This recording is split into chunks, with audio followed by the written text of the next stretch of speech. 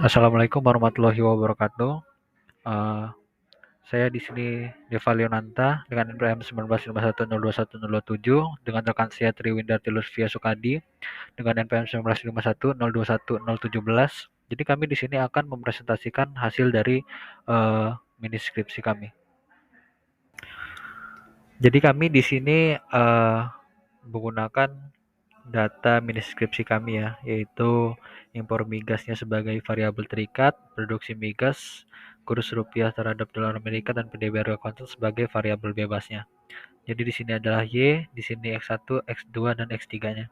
Kami menggunakan data time series dari tahun 2005 sampai 2019. Jadi pertama-tama kita regresikan melalui eFuse, kita siapkan terlebih dahulu aplikasi eFuse-nya. Jadi sesuai dengan data kita dan data yang kami pakai dari tahun 2005 di sini sampai tahun 2019. Oke, lalu muncul menu seperti ini. Jadi di pilihan di atas ini kita klik quick, kemudian kita klik empty group series, edit series. Kita scroll terlebih dahulu, lalu kita copy data yang sudah kita siapkan.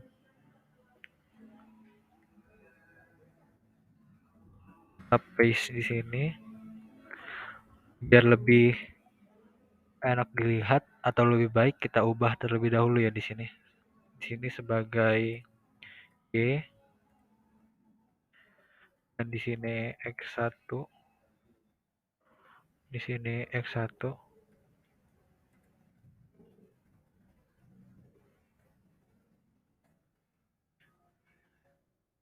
X2,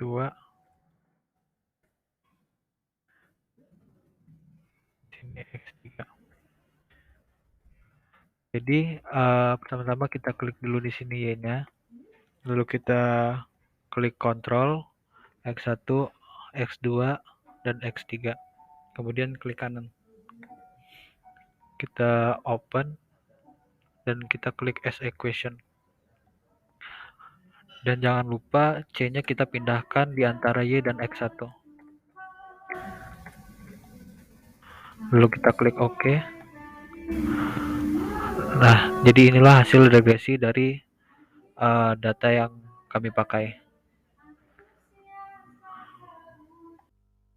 Kemudian uji normalitas residual. Uji normalitas residual yang pertama itu regresi seperti biasa.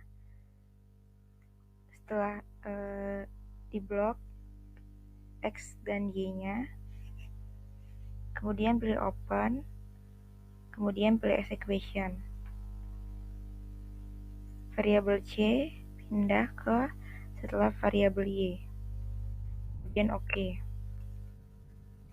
Kemudian setelah itu, setelah didapatkan hasil regresi, klik view, kemudian pilih residual diagnostik, kemudian pilih histogram normality test. Kemudian ini hasil dari uji normalitas residual.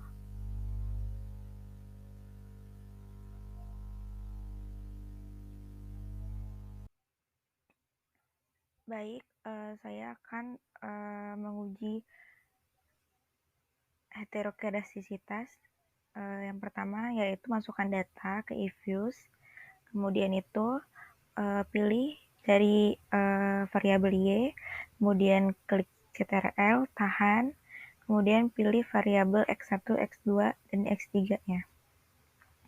Setelah itu klik kanan, pilih open, kemudian pilih as equation.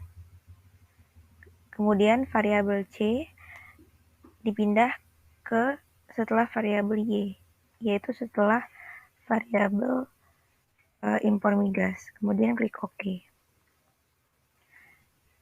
Setelah didapatkan hasil regresi, kemudian untuk mencari heterokedastisitas, klik view, pilih residual diagnostik, kemudian pilih heterokedasticity. Kemudian di sini ada beberapa pilihan tipe. Saya akan menggunakan metode white. Saya akan menggunakan tipe white. pilih yang ini, pilih white. Kemudian apabila ini belum di checklist terlebih dahulu. Kemudian klik OK. Setelah itu didapatkan hasil heterokedastisitas untuk data deskripsi. Baik, kemudian selanjutnya yaitu uji autokorelasi serial korelasi. Yang pertama yaitu klik Y, kemudian klik CTRL, tahan, kemudian pilih X1, X2, dan X3. Setelah itu klik kanan, kemudian open, pilih open as equation. Kemudian variabel C pindah ke setelah variabel Y. Setelah itu klik OK. Setelah didapatkan hasil regresi, untuk uji autokorelasi serial korelasi, caranya yaitu klik view, kemudian pilih residual diagnostic, kemudian pilih serial correlation LM test, kemudian OK. Setelah itu didapatkan hasil uji autokorelasi serial korelasi. Kemudian yang kedua yaitu uji multikolinearitas. Yang pertama kita pilih variabel Y, kemudian klik CTRL, tahan, kemudian pilih X1, X2, dan X3. Kemudian klik kanan. Setelah klik kanan, open, kemudian pilih as equation. Kemudian variabel C dipindah setelah variabel Y. Kemudian klik OK.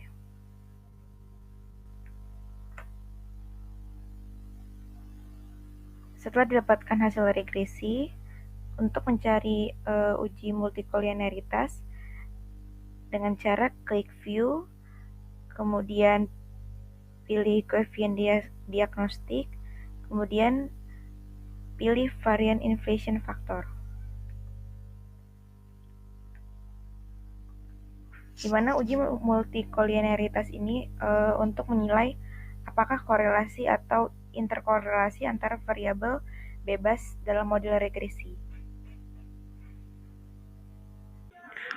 Baik, di sini saya akan melanjutkan penjelasan dari teman saya.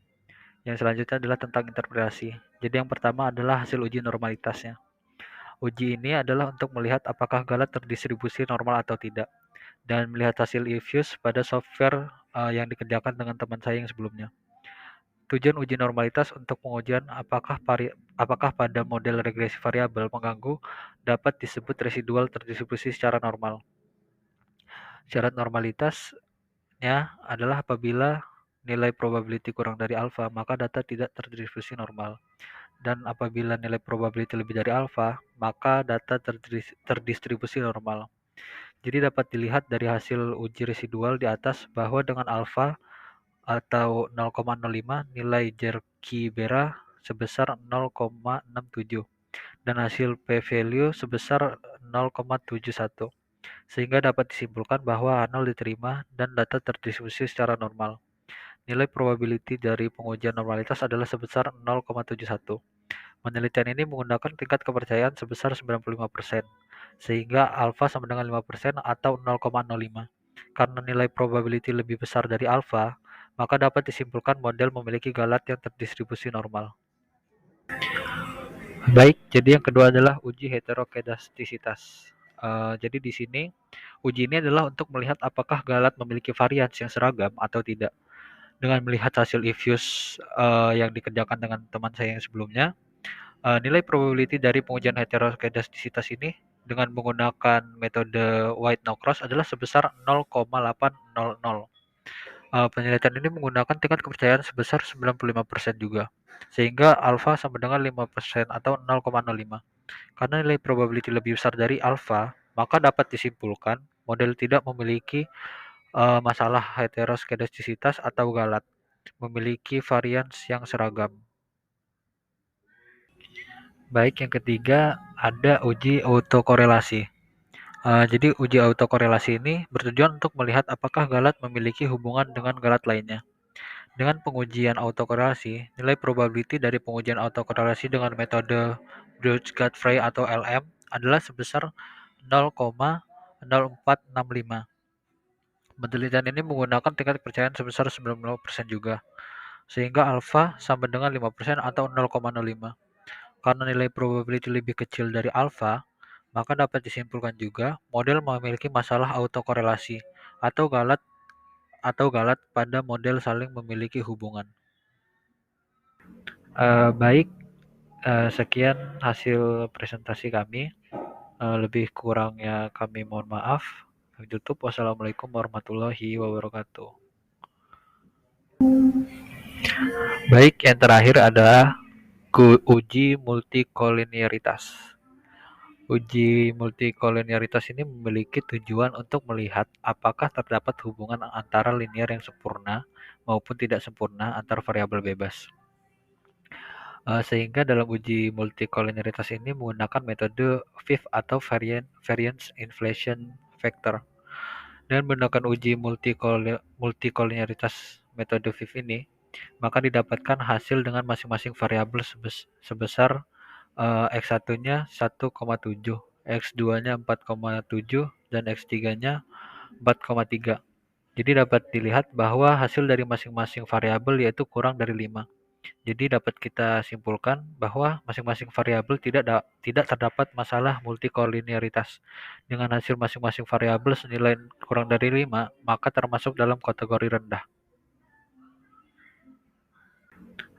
Baik, sekian hasil presentasi kami.